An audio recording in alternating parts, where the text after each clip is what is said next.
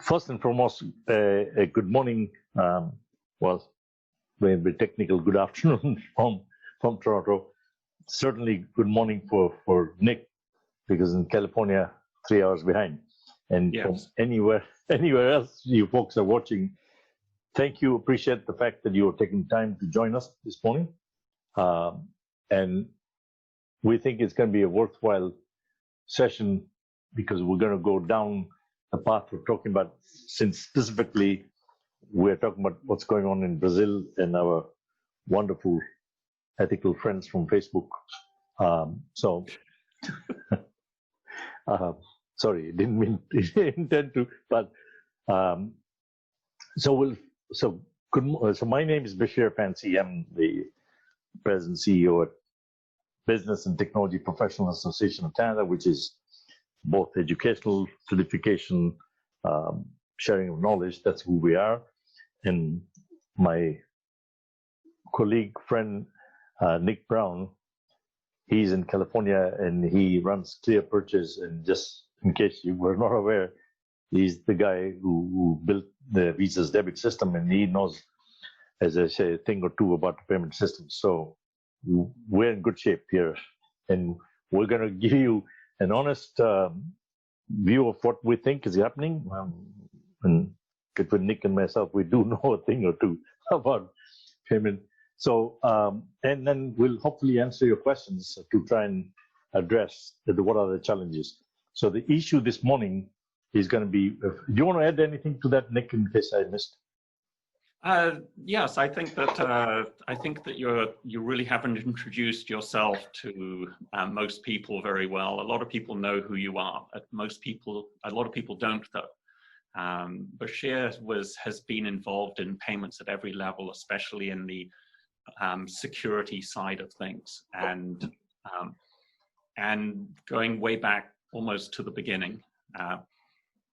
If you actually were to look back, he pretty much originated the entire industry's compliance, the PCI compliance. It was actually called a different name at the time, but it became PCI compliance. He's been involved in all of it. His focus has always been security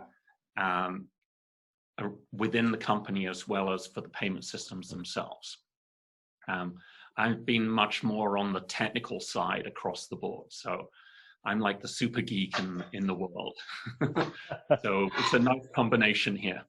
Right, absolutely. Yeah, thank you very much. I let people find out things, but I really appreciate that. So we're today going to talk about, because in the last, folks who may not have or miss some of the earlier presentations that were discussions that we had with Nick, and there's a thing we do here called Fancy that, conversations that change our world, and this has become an instrumental part of that. So we've had 3 of these conversations which set what we're going to talk about today very, very well. And the subject today was, of course, how the payments, how Brazil should respond to WhatsApp payments. In case people are not aware, they've gone an interesting backdoor route is probably the best way to put it. And so why don't we, Nick, let you lay what is going on in Brazil, then I'll let my 2 cents if I have to. Okay. So basically a few months ago, Facebook, that owns WhatsApp, and WhatsApp already has 120 million users in Brazil, they promoted the idea of introducing WhatsApp payments into Brazil. And the Brazilian government immediate response was, let's hold things up a little bit until we figure out whether this is actually good for us or not. So good move on their part in doing that. WhatsApp payments is, the way that they were selling it was that it was going to be able to use credit and debit cards. So it's going to be a card wallet, basically. And Visa and MasterCard were promoting adoption in Brazil based on that. It seems like they have got past some of the hurdles in Brazil, and now it's a matter of regulations and some concerns about competition. So they're getting closer to actually launching, unless something's happened since I last looked. The conversation today, although we are talking about Brazil, it's a relevant conversation for every country. Yeah. When Facebook or WhatsApp or any other company is looking to introduce a mobile wallet. So I was in a conversation a while ago, and my immediate thought when I first heard about this was, it's a Trojan horse. Going in with credit cards is a Trojan horse for WhatsApp. And the reason that I'm saying that is that there is a much bigger story going on. And by bigger, I don't mean it's bigger so much as far as it's there's a longer term mobile wallet war that we're in this starting stages of. I think that that's going to be happening. And the big guys are going to be Facebook and Alipay and WeChat Pay and Amazon Payments and some others. Some of these will not succeed. Some of them will. Others will come along. But over the next 5 years or so, you're going to have these massive global mobile wallets that are going to be fighting for market share. And so when I looked at Facebook going into Brazil with WhatsApp payments, I saw that as a strategic move for Facebook introducing Calibra, not Libra, the cryptocurrency, but Calibra, their mobile wallet, into Brazil as a means of we're the first one with our global mobile wallet in Brazil. Alipay, you've got to play catch up now, because Alipay is pushing in countries in Africa and Southeast Asia. So Facebook is starting more on this part of the globe. So that's how I saw it. Now, I may be right on that, I might be wrong on that. I just have a different time perspective. I think you outlined it very well. And people who know me know I also used to be the global head of internal audit for Visa. So I reported to the chairman of the board. One other thing, I look at things exactly what Nick has just piled up. That Facebook and we're using Facebook as the representative of what can happen, right? Don't get into this thing just willy-nilly. So they've gone into this, there's a strategy behind it, right? And I don't know why some people don't pay attention. And Nick, we can probably use the example of M-Pesa. When M-Pesa came up in Kenya, right? The banks didn't want any role in it, nor did the government initially, right? And what was the purpose? Who are they going after? Who's Facebook going after now in South America? You start with the unbanked, right? Yes. That's the unbanked is a perfect place to go after. And it's funny, we use the word third world countries. The truth is we got unbanked a massive amount in United States. And everybody's calling everybody else third world, which is very interesting. And so and you look at it and go, hang on, maybe we need to take a step back and understand what the heck is going on. But you go into this unbanked and you get them through the mobile wallet because they can't get credit card. They don't have, a lot of these people are living hand to mouth and just as they get the paycheck, and then the guy who's earning a little bit, he's trying to transfer money to somebody in the family so they can get their groceries. So that's who they've gone after. And M-Pesa should have shown everybody, in case people are wondering where M-Pesa is in Kenya. And 20 years ago, or a little more than that, is now the in thing. Like if you don't have M-Pesa, you can't do anything there. And it did not need the banks. It really did not need the banks because they were doing digital transactions with each other, right? And they could have done that, and the banks came in afterwards.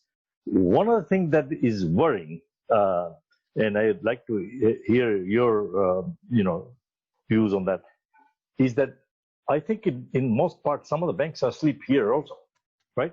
And that's, polite, because what has happened is that thing, and we saw some of the comments there on the LinkedIn, is, no, it can't happen here and this can't happen. Are you kidding me or what? This is exactly what we've said about a lot of things can't happen, but they have happened and they will happen. Like Tofi says, it's not about is it going to happen. It is going to happen. So the question is, how are you going to deal with this, right? If you're the government, so why don't you start there? Then we'll look at the national issue there. Yes. Well, the first thing I'm going to give the banks a little bit of shade on this, and it's not that they are.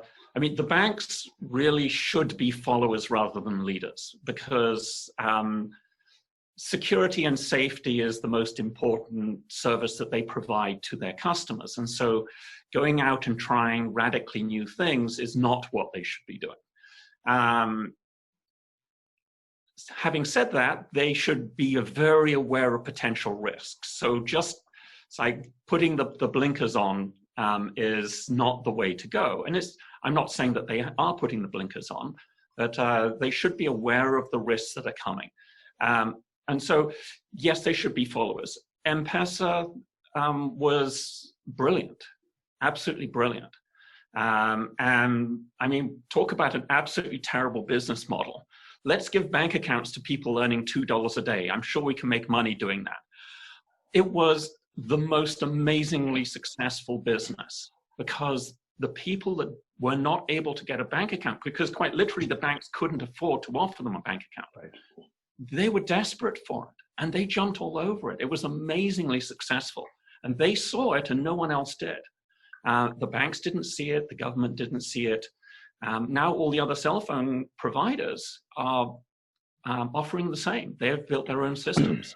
So you've got MTN, Orange, Airtel, all of the other cell phone companies are doing the same thing now, and good for them. So it's, but these are for mostly the unbanked and underbanked are right. Generally around the world, not in the US so much, but around the world are generally not affluent enough for banks to be able to offer them accounts. And the reason for that is that the banks have a lot of overhead. They have to have branches, they have to have employees in those branches. You can't offer that to someone earning $2 a day. But a cell phone, that changes it all. And it's been proven to change it all. And it takes the brakes off for the economy as well. So those people that are at the bottom of the pyramid, they actually get an opportunity now to scramble their way up that pyramid because one of the barriers keeping them in poverty is now being removed. And that's amazing because they will become bank customers. Give them a bit of time, they will get there. So this is really good for everyone. And of course, the government and the banks in Kenya had no clue what M-Pesa was because it didn't exist at that point. Correct. Are they aware of it now? And other countries are like welcoming them in because they know how much of a big deal it is. So yeah, go ahead. No, I was just going to say that was my viewpoint on that. I thought it was absolutely amazing what Safaricom did. So this is very interesting. Last September, when we landed in August, end of August, September, so we had taken the family to basically show them where I was born and whatever. And it was a holiday to Kenya, right? On landing, the guy gave me a SIM card, and although I had my own open phone, and it was just X number of dollars, unlimited data and unlimited this, that, and the other. Of course, his first question is, do you have M-Pesa? I go, shoot, I don't, because I don't live here now, right? And so I had to have my brother-in-law turn on, set it up, so that if we're going somewhere else and whatever you have to spend the money, I said, you do that from your phone because it's easier. The whole system is working with that, which then provides. But one of the comments that you made, I wanted to touch on, which is you mentioned the bank. I come from banking background myself, from Citibank, right? And so I look at it and go, it's interesting that you put the word security and I don't know whether you said trust, but maybe I misheard. Because if you said that, then I recommend people go look at the LinkedIn article, which is the international journalists actually have been working on for God knows how many years. And all the banks you look at as being the models had their hands dirty, and actually, literally, the only way to put it is to promoting anti-money laundering, right? With the Russian oligarchs and this one and that one, all the wrong guys, and money has been done. And we are talking about in not just billion, in trillion. And so I think things have changed. And so when either you have governments asleep and don't understand what the heck is going on, and some of them don't understand. Maybe they may not like to hear that, but that's a fact. Because you can't load up civil servant in all over the place and think that they're keeping on top if they don't keep on top. Number one. Number two, that too many of the people who are involved, even in the payment world, right? Then I know some of these people, and you know some of these people. They think the world is operating the way it did 25 and 30 years ago, and it's not. Right? It's changed drastically. The power has changed, the way we do business has changed, and they continue to plug away. That's why coronavirus and the lockdown has been very interesting, because if people don't see this as a wake-up call to say that, oops, things have changed around, how we're going to, things are going to, this will give rise to the M-Pesa type model, and what Facebook and other will probably try to do is going to be a lot more, you quite rightly point out, because you're going after the unbanked or underbanked, right? Yes. And there's big business. I mean, is not a surprise that Walmart turned around and said, "Oh, bring me a social security check. I'll cash it for you for no fee." I mean, the CEO will tell you exactly what the impact it had. So people need to take a step back and rethink what exactly is going on. So here's the second part of the thing that I will touch. Then we'll come to the banking and the trust issue in a bit, and what the model is actually occurring. Is that if you were in Visa, MasterCard model, when we all know that, I remember I put a document together on interchange of exactly how it works. And there's a lot of misunderstanding out there. Everybody thinks that Visa... Even in the payment industry, people in the banking industry misunderstand a lot about it. Correct. Everybody thinks, oh, Visa's charging all this interchange. No, that's not true. It is the two banks, or on the acquiring side, the banks actually outsourced that business and gave away a long time ago. In Canada, they still have a couple of banks have it, but in most part, everybody got out and gave it to the other parties, third-party acquirers, right? So what you have is the interchange that is shared between the acquirer and issuer, right? And so what is happening, and of course, Visa's charges for the transaction, a fraction of a cent. I mean, not crazy. I mean, there are a few other charges for branding and whatever. So really, if I am that third guy now coming and looking at all this model, I can do two ways. I can replicate that thing and say, I'm going to make money, or you do something different. And so I'm saying, you know, heck with that. I'm going to just charge a fraction of a transaction with some cost markup.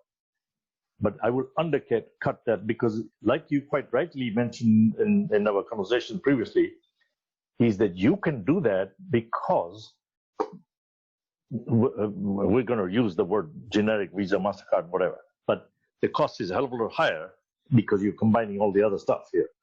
But if you're doing the transaction, how do you do a transaction? If you went to Walmart or Best Buy or anywhere, or you're buying groceries, whatever, Home Depot, anything, would they be happy if you were doing a 50-cent transaction or 1 shilling transaction you were in Kenya or pesos in South America? No.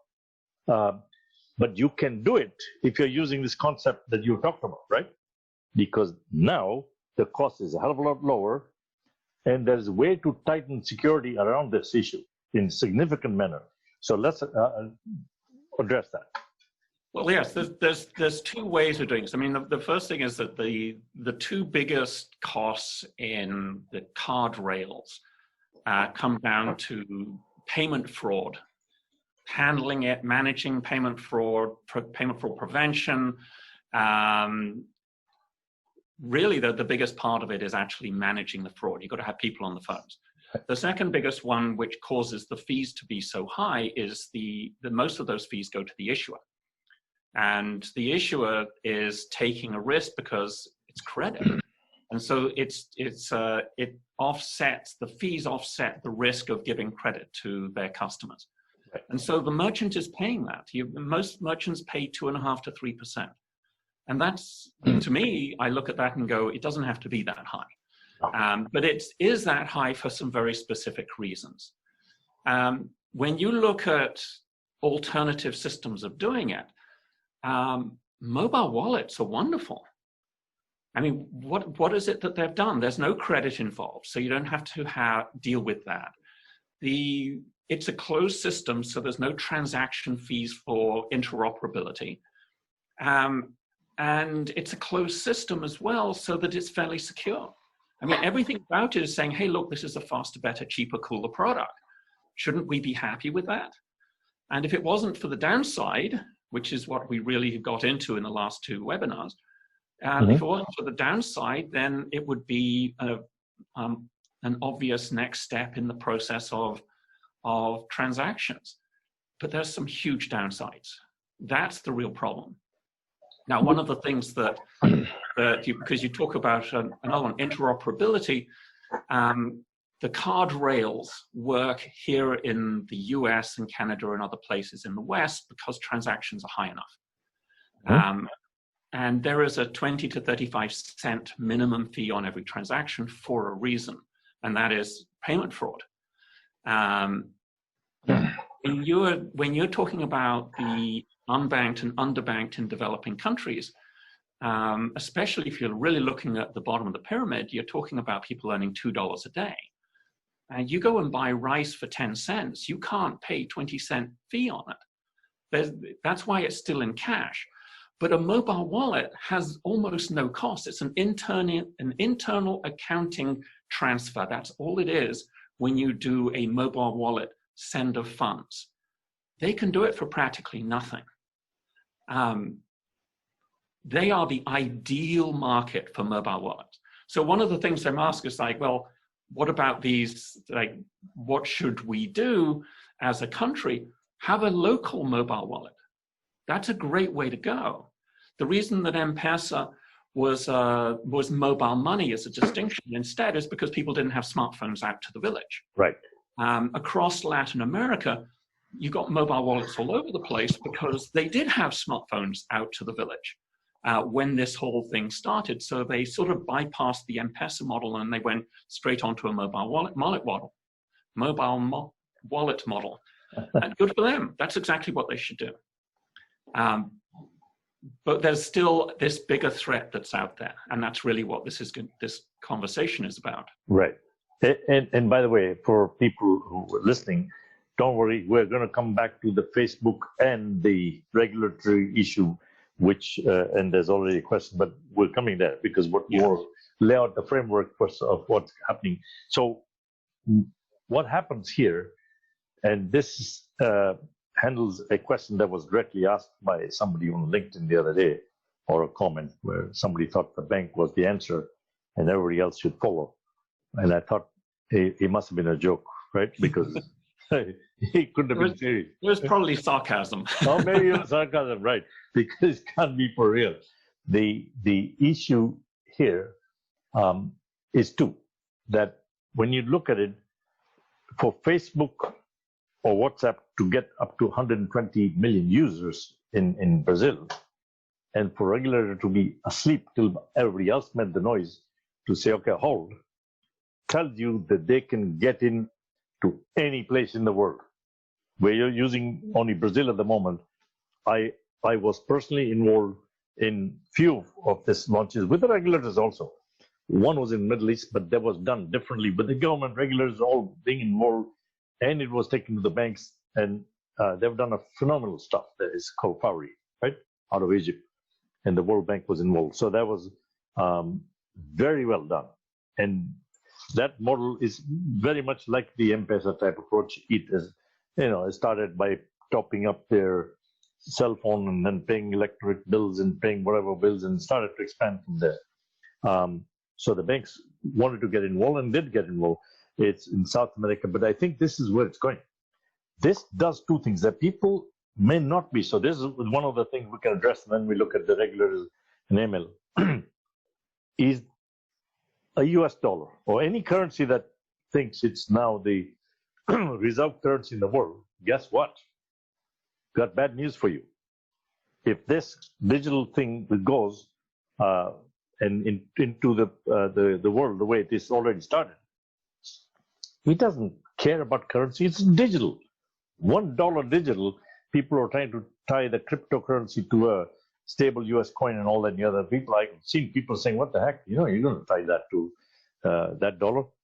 It's exactly what I saw in the airline industry umpteen years ago. So the question becomes now that with the digital, if you do it like what WhatsApp is doing, Apple Pay was trying to do, you got other guys have got into it, and they may not have the massive interchange to protect. That's the whole problem here.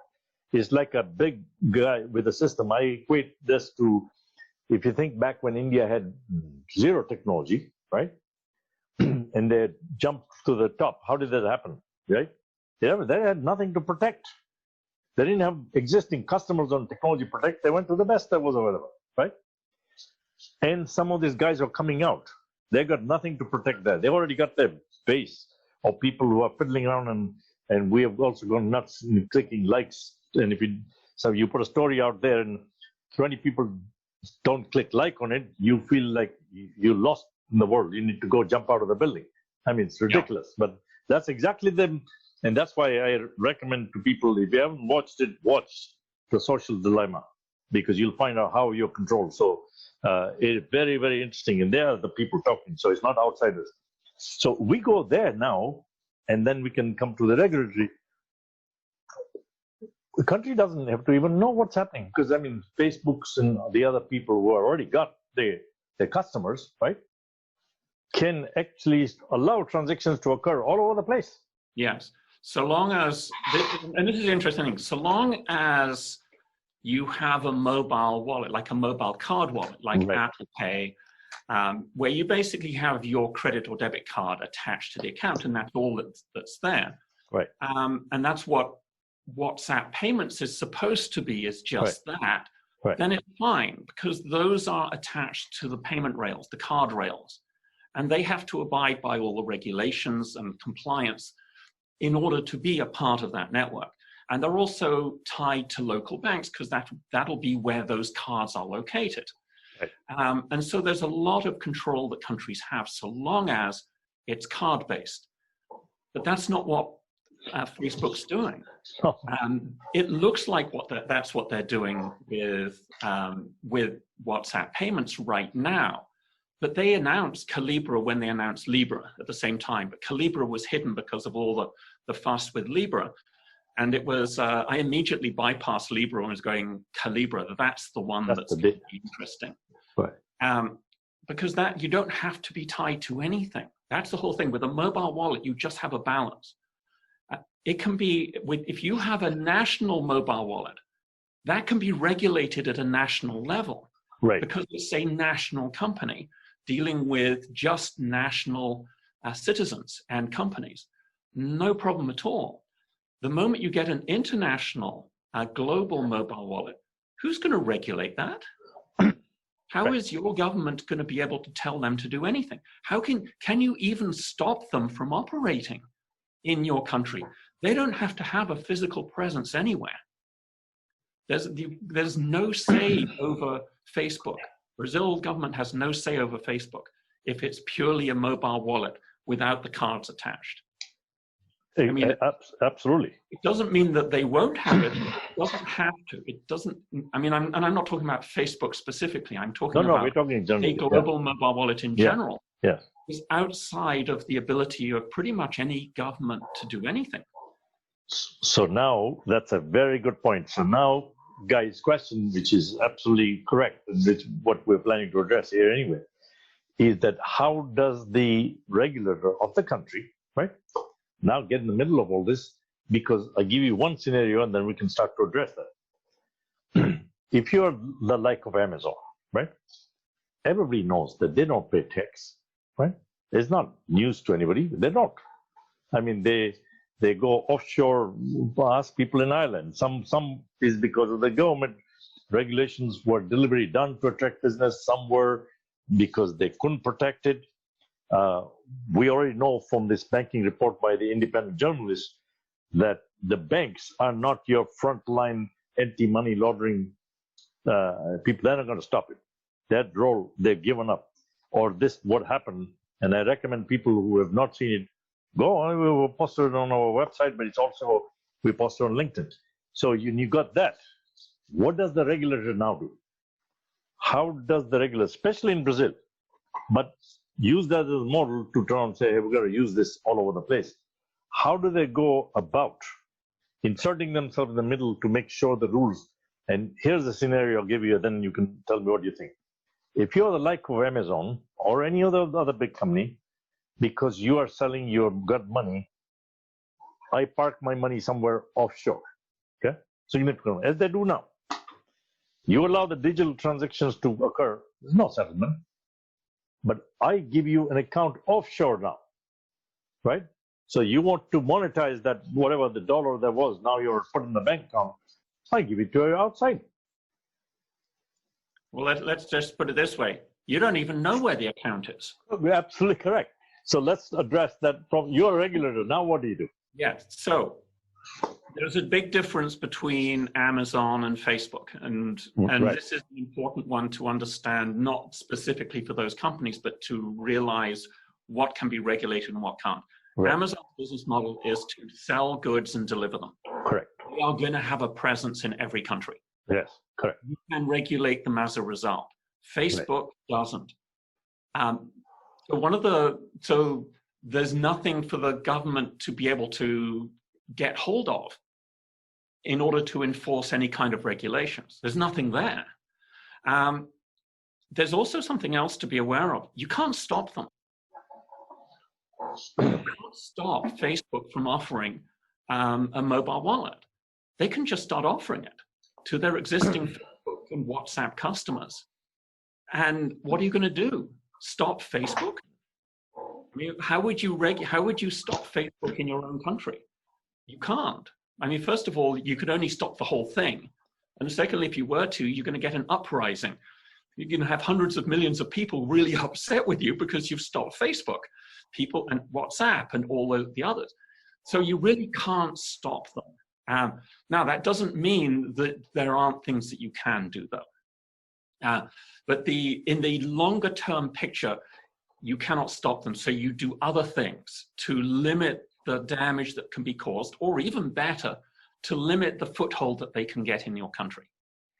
And so, and this is one of the first things that wasn't in the previous ones, but I've already mentioned it on this, is encourage a national mobile wallet or multiple. Encourage that, because mobile wallets really offer a great service to the unbanked and the underbanked. And when the internet gets out to the village in across Africa, you're going to get the mobile money guys like M-Pesa. You're going to get them basically converting into mobile wallets. It'll be like a joint service in a way. But what I would then do as the government is interoperability. The big benefit that mobile wallets have is anyone can have an account anywhere in the world for the global mobile wallets. And what that means is that anyone can transact with anyone else instantly and really cheaply. With mobile wallets and banks and mobile money, they're all disconnected. It means that transacting with someone that has an account somewhere else is slow, expensive. If it's international, it can take weeks, if not months, to get there. And that's been a failing of the entire banking industry for a long time.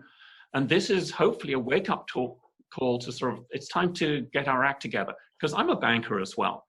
I love the banking industry. With this report that you're talking about, it's disheartening to see that. Yeah. Sad. Much that the banking industry has to offer. And I hate to see it abusing it. I don't want to lose the bank.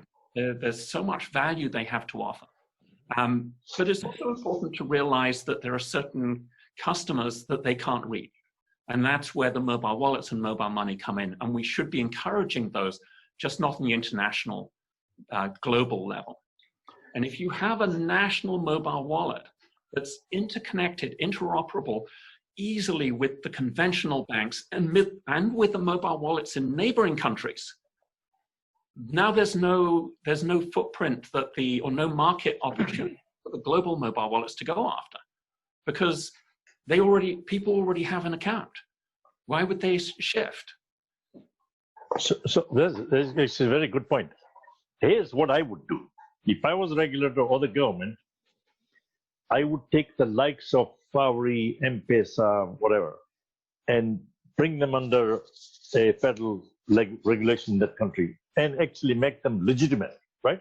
So in other words, they're operating already, start to recognize them. You can even promote that. Singapore, I talked about it many years ago, and they've been going down this path slowly, as South Korea certainly. What is happening here, unfortunately, there's too much power in very few hands. And so what is happening, they can also dictate what the regulations come out, what the government does, doesn't do. That's not helping anybody. So what I would turn around and say, okay, M-Pesa model, very good one. As long as the money is staying within the country, no different than what Visa does, because you got on-us transactions where they stay there, and you got international transactions where they get settled at the rate each day because there's no stop. But the regulators are able to see exactly what the heck is going on. Because if you want to do money laundering through Visa or MasterCard without those controls, yeah, you can do it very easily. All I got to do is go to a merchant and pretend that I'm returning some goods in some other country. And by the way, make no mistake, it's been done. I caught it. So long time ago, but we had then rules changed, and the government suddenly came over, which was the right thing, is that I can pretend, use your card, right, up in Kenya or Tanzania or Uganda or Sudan or in Singapore, whatever it may be, where there's exchange control regulations that you're transferring money, the government wants to know what you are doing. And so I pretend that you return something. You did an airline ticket refund, and here's $15,000 credit to your account, right? But now you have an account up in US that's got $15,000 credit to it, right? Which you can use up to buy something or take out cash at the ATM.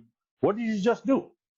You actually bypassed the entire country system and transferred money, and it could be the bad guys doing it. It could be the mafia, could be all the bad people that the article on banking actually names. And could you do this? The answer is absolutely yes. Has it been done? Yes, absolutely. I won't go any further details than that because it's a problem. But these guys are adopting every single day, and they see this process and this kind of ability to do it, and they're saying, okay, we could actually do a lot more. Oh. So, right? Well, with a global mobile wallet, it's easy. Money laundering is almost irrelevant because everything can be completely off the books. Correct.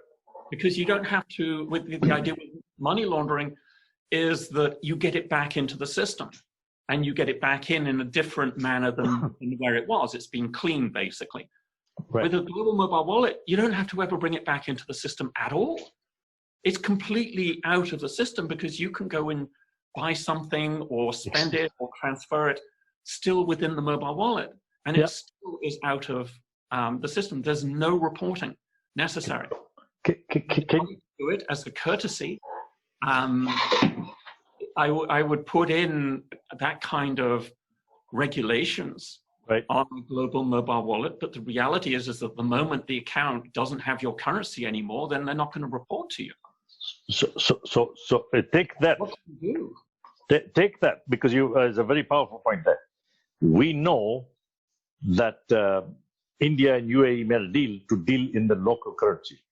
We know China has made the deal with Iran they supply them oil. They're building in Iran, I think over X number of years, $400 billion worth of ports and whatever they're building. Do they have to deal with the US currency or, for that matter, any currency? And the answer is no. make it digital. Exactly what we're talking about here. Because mobile wallet doesn't have restriction of what amount. It could be 5 cents. It could be $500 billion. And they don't have a restriction on currency either. Correct. What did you just do? You have bypassed every single regulator along the way. And guess what?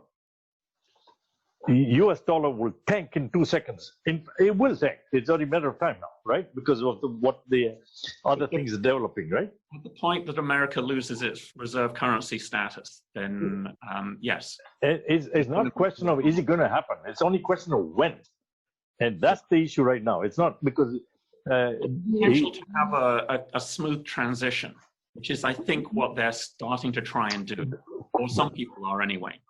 But you need the other participants in the game to be working with you, and they're not. Because they realize, like what you told me the other day, if they went out to Facebook, they'll move out of US. In fact, you don't see Facebook being a US company very long, right? One of the thoughts that you had expressed. But you're not the only one who's expressed that thought. Well, I look at that as if the US government is really going after Facebook right now. And a lot of people can say for good reason. If Facebook were to relocate to another country, then it's like, what is the American government going to do? They have no say on it anymore. What happens locally? Did you say U.S. government's going after Facebook, or did you say U.S. government is supporting Facebook? Which one did you say? Because I don't see them going after them. Okay. Well, right. There are certainly issues. There's a lot of pressure on the government to go after Facebook, and the European governments going off have been as well. They can relocate, and all of a sudden the problems go away because it now goes into international law. Right. And international law doesn't have any teeth in it. It's the reality of it. Correct. Which now means, so very good point. So really, I would turn and say you go to Facebooks and Amazon and Apple and Alipay and all those things after. But and this question is a very good one that guy just asked him. If you create national wallets, like example, whether it's Fowries or one in South America that's already operating, M-Pesa, whoever, they could be over there. What the country-to-country deal would be to actually now provide oversight, that you would be able to see exactly what they're doing, and you create a transaction code. In other words, when you are doing exactly how Visa and MasterCard operated for a long time, which is on-us transaction. If it's a purchase is within US, the merchant is within US, the cardholder is in US, it's an internal on-us transaction. If it involves across we call it cross-border or international transaction, now you use different codes, just no different than on Visa, we have the code in the front. And people may not realize when the transaction comes, we know whether there's debit, credit, international, whatever, based on the merchant codes. So you take the merchant. In order for a merchant to participate in the system, they have to have a unique number, no different than the phone number is unique, right? So you have a code and you would turn and say, okay, these are the country's numbers, whether IEMI numbers, phone numbers, whatever, those are there. So when it's going from this device to that, it is now an international transaction because you're buying some goods from somewhere else. And that's fine. So the idea is not to stop it. The idea is to turn on, you allow them to do this, but the regulator says, okay, I want to know, like Canada has a rule, for example, if somebody puts $5,000 in your account or you transfer, the bank is supposed to report it. Or 5 or 10,000, whatever it is. And I turn to the people, what are you talking about? I'm going to do 2 transactions of 2,500. Now what happens? You don't see that. So it has to be more meaningful, not just put the rule for the sake of a rule there, but saying, how the heck am I going to enforce this? Now, the government of Canada has done first step by saying, okay, Interact, which is the debit system, nothing to do with Visa or whatever, was separate, set up by banks, something. And they in fact give it away for free in most part. If you have a banking relationship, because the transactions of fees very little. And it was my boss who actually put the whole damn thing together, a very good system long time ago. And fabulous system. But can you imagine? You now turn around and take that and combine to say, okay, we don't want to fight this. We are going to help you to even go higher level to get recognized, and we'll tell the country and all the citizens, you're using this, we are actually with you. We're going to support this. Just like the rules of dispute resolution, where you run into a problem, you say, I didn't do this transaction, whatever. Within your own wallet, within your own system, you can do that. What if this is now dealing with another country where the merchant collected the money, didn't supply, whatever. So you need some rules. Although it's within the system, you can have a lot more control, and you can literally bring the fraud down to almost zero, right? Yeah. Well, it's the rails that imposes and enforces the rules. Correct. If you're part of this, then you have to abide by the rules. Visa basically determines the rules for card transactions globally. And every bank that connects and every user agrees to those rules. It will be the same with this as well. But Correct. Visa and MasterCard, for the mobile wallet, for the poorest people, those card rails can't reach them because the transaction amounts are too small. Right. That's the thing. It's like, I can build those rails. I've got the system that can do that, can reach that. But it's interoperability. It's like streamlining that between connecting the mobile wallets with conventional banks, so that so you have businesses can do payroll, and someone who has a bank account can transact with someone who has a mobile wallet account or a mobile money account. And also, and this is something that you've just brought up, if you have a national mobile wallet or multiple, let's have competition in a country, but you restrict them so they can't be international, then you make, if you make the regulations in your country the same as the regulations in a neighboring country, then those mobile wallets in the neighboring country can connect easily together as well. And what it means is that the businesses and people, but mostly businesses in your country, can freely trade with businesses in neighboring countries because they know that they're under the same regulations and rules and operational rules. So they know that they don't have to jump through more hoops to be able to do international trade. And the reason that's important is because one of the big opportunities for the global mobile wallets is international B2B transactions. They can be instant on a global mobile wallet, and there's no rules at all attached to them. Whereas if you want to have some say in regulating your businesses in your country, which of course you want to do, then you want to be able to have a hold on that. And if they see an easier way to transact is to go over to Facebook's Calibra, their mobile wallet, that's the one that's behind the scenes really on WhatsApp payments, or Alipay or any of the others, if they go over to those, then it's not even going to be reported, and it can be instant transactions. So you want to be able to make international transactions, send of funds instant, including currency exchange, and make all of it fast. And that's the potential. If you're building the infrastructure, it would actually be much easier just connecting all national level mobile wallets together and mobile money together than it is to the conventional banks, because that's a whole different kettle of fish. I'm very familiar with that. Right. But I can connect all of them together. So have everybody connected. That's the idea. So you basically have two sets of rails that you can actually join. You've got the card rails, you've got the small amount rails, the mobile wallet, mobile money rails. And those, all of a sudden now everyone is connected on one or the other. So, no, it's a very good point. So now, isn't the government's role, if they were forward thinking, which is not normally the case, but because they react more than they are really forward thinking. But if you were to take these countries, right, where the M-Pesas of the world, whatever up in the Far East there is in South America and the Middle East, you invite the regulars to get together, and US, UK, Germany, EU, whatever, X number of countries, Africa, Asia Pacific, sit down and saying, okay, this is what's happening. Everybody's going to get undermined unless we actually work with this So you run your local thing, no issue. We can turn on and have this, the clear purchase approach and saying, by the way, they can provide interoperability, right?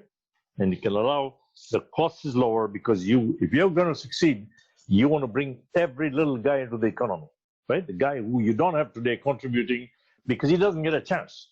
He's got no hope or no chance. And you need to change that if you're going to change that going forward.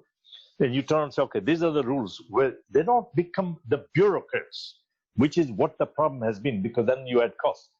All you're saying, you do your local thing, everybody uses clear purchase, fine, we can adopt the standards of the interoperability. But when you're trading funds, when you're going across the border, how about we allow these guys to use the ACH for the purposes of the money changing hands, okay? That type of approach. It doesn't have to be ACH, but that concept. Yes. Haven't you now suddenly turned on and got yourself involved as a country to say, locally, no problem? I'll give you an example. The reason I bring it up, there's not one time, but I bought software and other stuff from US and elsewhere. And I'm not the only one there, the whole world has bought. And you get the stuff. If I went into a shop here, it's $100 plus the value-added tax, whatever it is, right? In UK, it's 22%, here, 13%. US has got this on. I just didn't want to go up 15 miles to go pick up the thing I said I needed urgently, so I went online. Guess what? No tax. And so they just lost a significant amount of the revenue.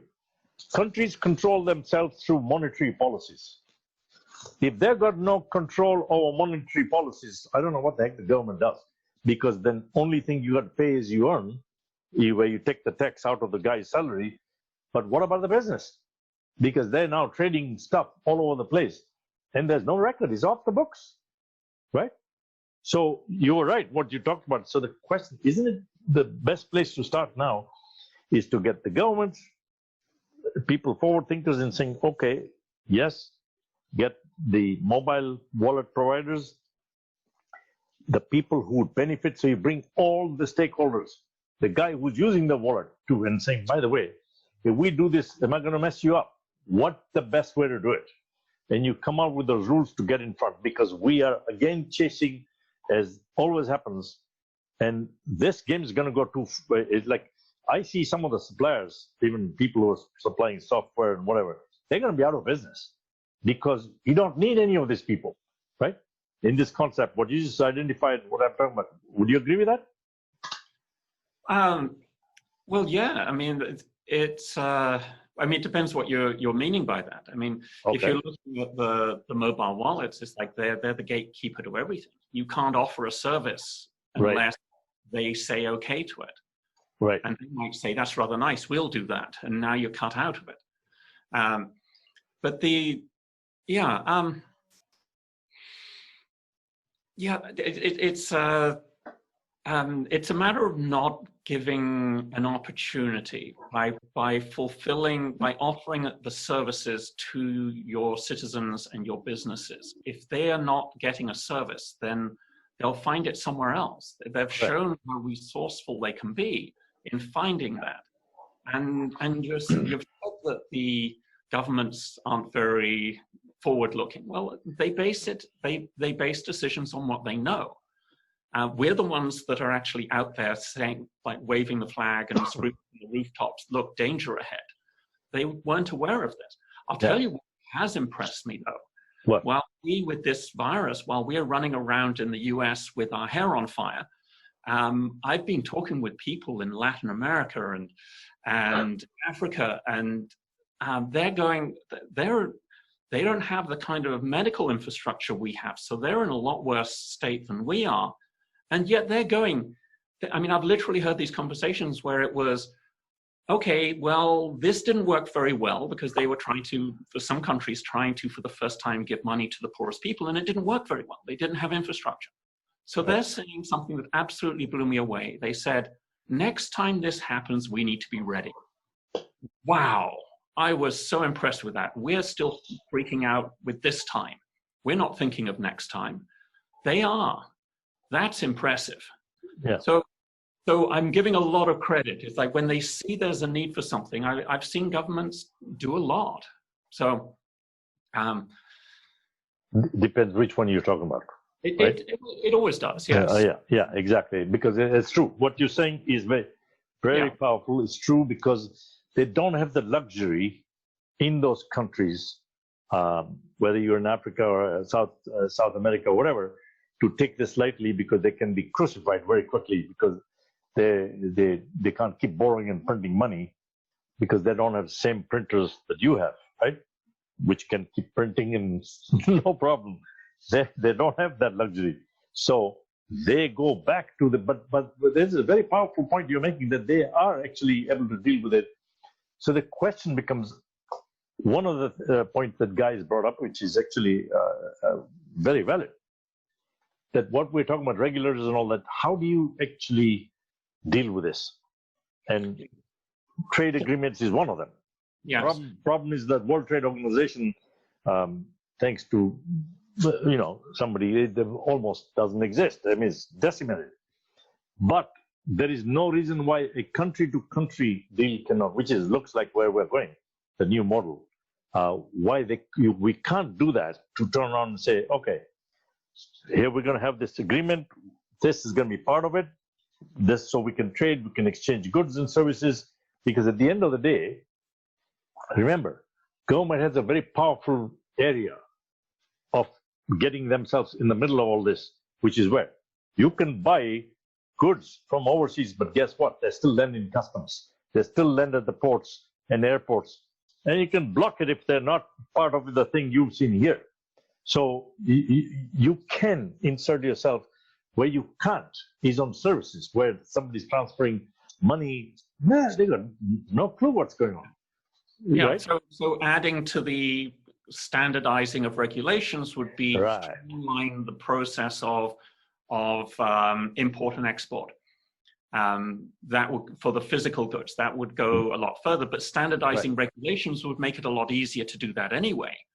Because if it's coming from one country and we have the same regulations as they do, all we have to do is verify it's got what it says it is on the label. They don't have to worry about whether it meets regulations or not, because that's already taken care of. You need a different thinking, not the security guys for a long time. No, you can't do this and you can't do that. Yeah. Why? There might be fraud. No, you can't do that. Then you will be bypassed. Your role is to, how can we help you do this more safely, securely, and not screw up the country and everything else, right? Yes. There's another part of it as well. There's a tendency for the big organizations and governments in the West to go to the governments in developing countries and say, you need to do this now, do it the way we've done it. And the reality is sometimes that's a good thing to do, and sometimes it doesn't work, because the world has moved on. I mean, look at M-Pesa. No one saw that coming. Right. They did something completely different that no one thought of doing, and it was staggeringly successful. Would that have worked here in the US? Not really, but it worked there. It's a different environment. It's a different timeline. There were no landlines across almost the whole of Africa. Everyone got phones when you had cell phones. It wasn't feasible to do it before. So sometimes you want to ignore what's been done successfully here in the West, though think about it. And sometimes you want to adopt it. Mobile money, mobile wallets, that's brilliant. Ignore what we've done. Don't take our advice on that. Interoperability, though, that's a different story. I'd learn from our mistakes that we have earned that knowledge the hard way over 50, 60 years. That is something to really take that knowledge from us and do it safely, because the consequences of not doing it safely are devastating. And I think we're running short of time, but I think the one of the things here is that, isn't that the reason why Facebook has involved Visa, MasterCard for Brazil, and perhaps they may use them elsewhere? But if I'm saying Visa, no, this is not where I want to be, because it's a very dangerous alliance. Because at the end of the day, it can break open, in a big way. It's Facebook needs Visa. Visa doesn't need Facebook, and there's no Facebook. Yeah, Facebook needs Visa to get in countries. But here's the question to ask: right. What percentage of your population has a credit card or a debit card? Right. If the percentage of your population is 90%, then fine, let them in, because people like using cards. They work. If the percentage is 5%, then they're using Visa to get into your country and to get past the regulations. And the moment they're in there, okay, well, 5% use a card, and the other 95% of the population can use our mobile wallet, and now they've got in. Right. And now it's too late at that point. That was a great thing that Brazil did. First thing they did was say, no, we need to think about this first. Yeah, stop it. And then we can look at everything, which is correct. So regulations, talking to different countries and find out how, I think it's almost a place where UN can get involved, right? In a different way, to turn around and say, and say, okay, we have a potential. So, but you need now you won't be able to get all the countries together. So you start with a small group, G7 type stuff or whatever. Yes. Because if they turn around and get these regulations in place, or regulations, or at least talk about it, this look, work one country at a time. It may not be a bad thing, because we know a new alliances are being formed. About that, there is very, very little doubt. Yeah. The power base is changing around the world. Is now going to be, already you can see what's going on. So this is a good time to take a step back and say, look, you always contributed, and you're in good shape. Work with us, because we can all be in this together. We stop the fraud. We bring the people in the economy who haven't had a chance to play in there before. I mean, if telecom is a bloody good example of this. When you go to places like India or Africa, and a guy who's selling something little is talking on the phone, right? Because it's very cheap. It's incredibly cheap. That's not true here. And we were supposed to be making all the best devices. So they figured out a way around it, and this is going to take the same path. What you're saying, if you're not right, if well, you're not, go ahead. I want to make a really big distinction, because if for those that use a credit card on WhatsApp payments, because that's what they're promoting, right? Those are there's a guarantee on the purchase, right? Because it's attached to a credit card, right? If for the rest of the population that just gets the mobile wallet, there's no purchase guarantee. And that's huge, because it's not an actual purchase. It's going to be a send of funds. And there's a huge distinction between a purchase and a send of funds. Right. I mean, the first thing is the purchase is two directional, merchant to customer as well as customer to merchant, whereas send of funds is one directional. It just needs to get there eventually. But the real distinction is that there is a purchase guarantee and dispute resolution that's on a credit card that is not going to be on a mobile wallet transaction. And for a lot of people that don't have access to a card, they may not understand how important that is, because if you've done everything in cash, it's always been face-to-face. You've known the person, or you can go back to the person that you did the transaction with. The moment you get to electronic, you can now buy things online or through your phone, and you get it delivered. And what if it's an empty box? What are you going to do? There needs to be a purchase guarantee for the poorest people, the people that can't get a bank account or a credit card. That has to be there, and the mobile wallets will not offer that. That's not part of their business model. They have no concept, really, of how complicated that is. Most people in the payment industry don't realize how complicated that is. But that's where both you and we understand this. We understand what's involved. And it's really important that that be there for people that have mobile wallets, so that when they need it, they don't suddenly find out it's not there. So that's an important distinction to look at when you're looking at WhatsApp payments coming into your country. If it's just cards, fine. If you've got a big population that's that doesn't have a credit card, then they have a different intention in mind. They're not coming into your country to get 3% of the population. They're coming in to get the other 97%. Correct. Correct. And I think that's the key.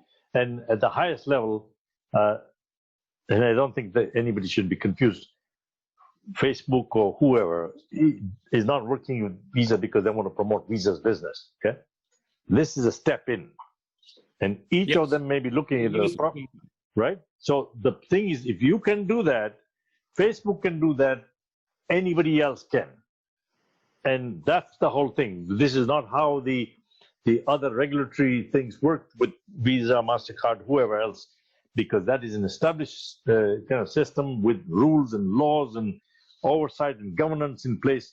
We're talking about area of business which does not have. We identified anti-money laundering, right? Money laundering, big time. It's happening already. It'll happen a hell of a lot more.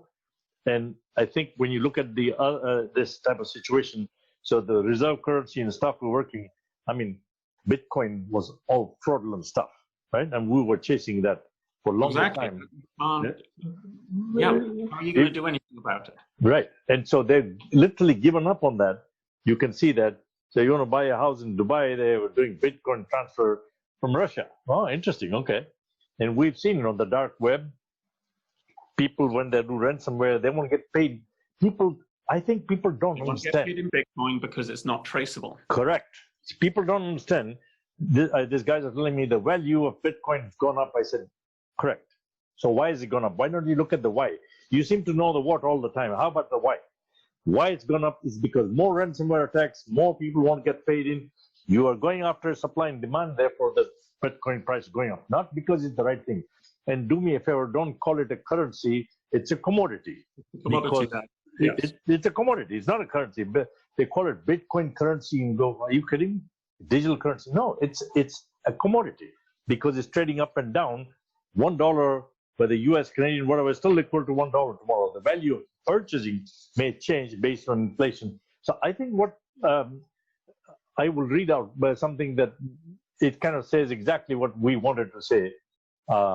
That guy put out there, which actually does make sense. Where he's going to put out three, four things, and there's a question even from one, which is basically saying we need to get regulators to get involved. Trade agreements, interoperability. So I think that is absolutely correct, because if you do that, you start to have a country to country, because a trade deal will take this into account. Interoperability, clear purchase has absolutely the solution to talk about and do that. And then you can introduce governance and all that. There's a question also from Oti. Why do you think purchase guarantee can be implemented in wallets?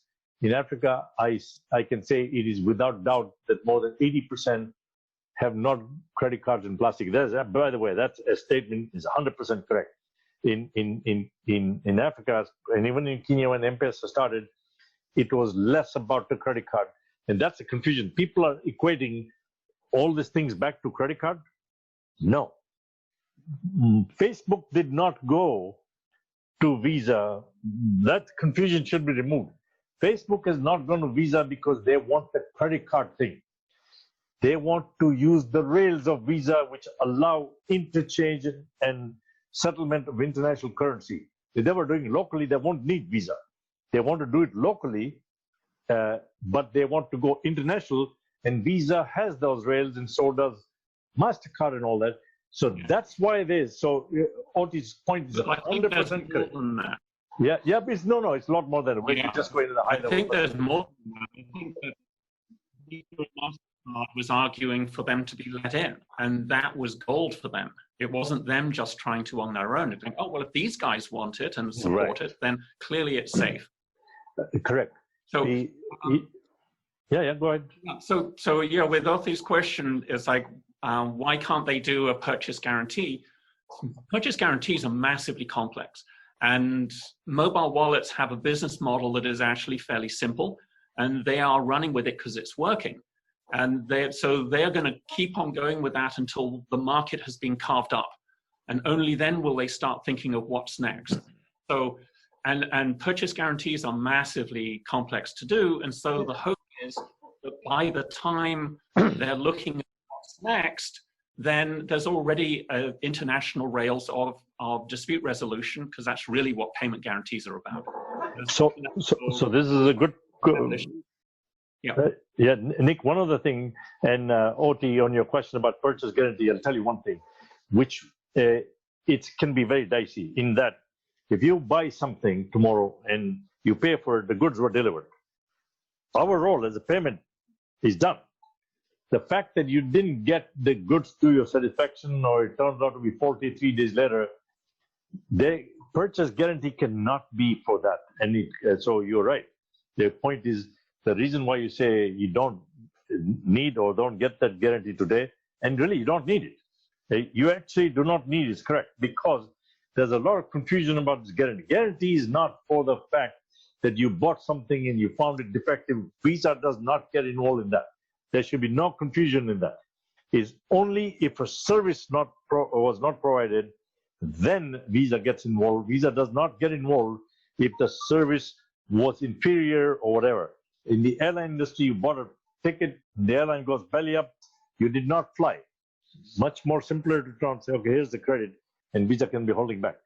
But if you didn't like your experience of flying, and then didn't give you a meal and your movie wasn't working or whatever the heck happened, your flight was delayed by X number of hours, that is not Visa's problem. Now, insurance can kick in there, but so I don't think that we should confuse the guarantee, purchase guarantee.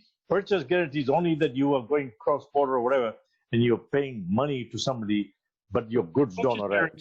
Yeah, purchase guarantee is a promise. The dispute resolution system is the way of delivering it. Correct. And so you've got to have that, and that's complicated because you're talking about multiple organizations all having to talk to each other, possibly across international borders. That's what Visa sets up. They make that, it's already established, but that's got to be there. And so, yeah, anyway. So we'll wind up only because we went 15 minutes over. My apologies. Because just before we go, though, I have been asked by several people whether they know that you're, because I've talked with them, they know that you have started this new BIZTEK organization, and they are wondering whether you would be available for consulting or for consulting to us directly, because they recognize your huge depth of experience. So I want to pass that question on. Thank you, Nick. I feel like a hockey player on the bench who says, okay, come out of retirement. The answer is, I do this for passion. So yes, I would definitely consider if I can help them. Yes, the answer is, this question I was asked last 2-3 days. So yeah, because there's no point this thing sitting in the head. If we can put to use, yeah, I would do that if there was such a thing required. Absolutely. But I really appreciate, Nick, what this tells me. Just like when we started the first session, we did 3 just to deal with one part. This is a big issue. So we've drilled down, and I bet some points of what we've highlighted. I think what we'll do is we'll set up another one to drill down on some of the issues now, a trade agreements, ACH type approach to see how settlements across the world can happen, dispute mechanism that Moti has talked about and we've touched on. So there are some significant areas, because understanding one of the key things, and if you're a regulator and you want to talk to us, we're very happy to share with you. As Nick has already said, get involved, because trust me, it is moving forward, whether you like it, whether you pay attention to it, and then you will, we could do, absolutely. The bottom line is that our point was to educate people, and there's a solution already in place that we can help with, and we can use our knowledge to tell you the pitfalls to avoid, because we are global guys. We are not with blinders on. So, and Nick's already shown you that. So, Nick, fantastic. Thanks very much. We'll put this video in case you missed some important points that Nick has made that I contributed to that. And so just sort of say, at the highest level, it's important to have the conversation, to start having the conversation. This is a threat. Whether you consider it a 5% chance or a 95% chance, depending on the different predictions that I've made in the previous webinars and in the document that I wrote, just the fact that there's even a small percent chance, you've got to take this seriously. Correct. Conversation. There are not many people out there that have the kind of experience that Bashir and I have. There are some, just not very many. We're here though. Right. Come and reach out to us, start the conversation with us, make your own decisions. But that's what we're here for. Correct. Is to provide information and assistance if that's what you're looking for. Absolutely. And when we're touching next time, I will tell people why I started PCI Standard. What was that about? Where it's gone? What should have happened? But that's a whole different topic. But I think you touched on it. And most important thing is, that's why, by the way, these sessions are actually named fancy that conversations that change our world. That's what we're doing right now. We're having conversation, whether it's 1%, 100%, as Nick has said, do not ignore it. Have the conversation. Then when you think that, no, there's a very low risk, no issue, discard. But I would not be discarding this conversation and this topic because it's pretty serious. It's moving ahead. How and what is what we're talking about. Not the question of is it going to happen. It is happening already. So Nick, thank you very much on a wonderful Friday, where we still enjoy some sunshine. And Oti Asantasana for attending, I think is still there. Let me see. Yes, he's still there. My friend, I think you're from Kampala, but one day we'll talk about that, how I used to climb up the hills there. So thank you very much, Sana Koheri, and all the best, and stay in touch and ask questions, send it to us. We will try to address that because we don't have a problem. We may not have answers to everything in the world, but we certainly have enough information to start getting towards that solution, and we also know where to go if we don't have that information with us. So Nick, once again, thanks very much for doing this, and we will set up a session for next week to drill down, because now that it's hot and we're touched, right? So guys, we will let you know. We will have the recording of this also up and available in the next couple of hours. So if you want to look at it again, or you want to share it with your colleagues to see what we were talking about, it'll be a pleasure. And thank you for investing this time with us. I hope we made it worth it. So all he's saying is really truly inspired, and he will write down his thinking and send. Okay, yeah, we look forward to. Remember, neither Nick nor I have a problem about not invented here factor. As I used to always say, in learning you teach, in teaching you learn.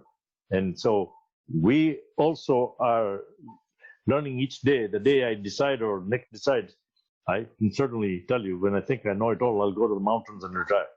And that's not happening anytime soon. So, so have a wonderful day, and we'll talk to you soon. All the very best, guys. All right.